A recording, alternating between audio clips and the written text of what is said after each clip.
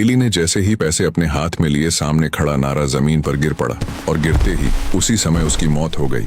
यह देखकर चारों निकम्मों के पैरों तले जमीन खिसक गई। यह कैसे हो सकता है? पैसे देते ही नारा जमीन पर कैसे गिर पड़ा? चारों नारे के पास जाकर देखने लगे तो उसकी सांसें पूरी तरह थम चुकी थीं और वह मौत की नींद सो चुका था।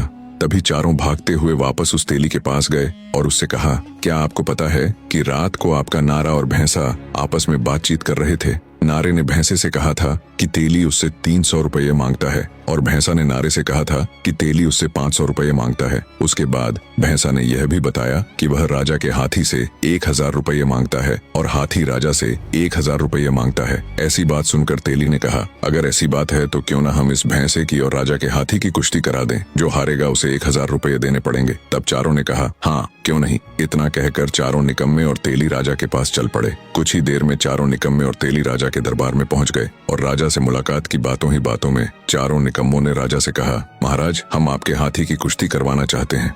तब राजा ने कहा, किससे और किसके साथ करवानी है कुश्ती? तब चारों निकम्मों ने कहा, महाराज यह जो तेली है इसके पास एक भैंसा है, उसी से कुश्ती करवानी है। राजा ने जोर जोर से हंसते हुए उत्तर दिया, कहाँ हाथी और कहाँ भैंसा? मेरा हाथी एक पैर के नीचे दबाकर भैंसे को मार देगा और पलक झपकते ही अपने पैरों तले उसे कुचल देगा। चारों निकम्मों ने कहा, यह तो बात की बात है राजा जी, पहले आप हाथ तो भरिए। तब राजा ने कहा, क्यों नहीं मेरे हाथी के साथ मुकाबला, तुम जब चाहो करवा सकते हो। तब चारों निकम्मों ने कहा, तो क्यों ना आज ही करवा दें और दोनों में से जो भी हारेगा उसे 1000 रुपये देने होंगे। राजा ने कहा, ठीक है, तुम लोग हाथी और भैंसे की कुश्ती की तैयारी करो, मैं इतनी देर में गांव में ऐलान करवा देता हूँ। चारों निकम्मों और तेली ने कहा, ठीक है। इतना कहकर तेली और चारों निकम्मे वापस अपने गांव की ओर चल पड़े और राजा ने उसी वक्त अपने मंत्री को आवाज लगाई। मंत्री ने राजा की आवाज सुनकर तुरंत सामने उपस्थित होकर कहा, हाँ जी महाराज, क्या हुक्म है आपका, सुनाइए। तब राजा ने कहा, गांव में जाकर ऐलान कर दो कि आज तेली के भैंसे की और राजा के हाथी की कुश्ती अखाड़े के अंदर होगी, इसलिए सभी गाँव वालों को देखने के लिए जरूर आना है। मंत्री ने इतना सुनकर कहा,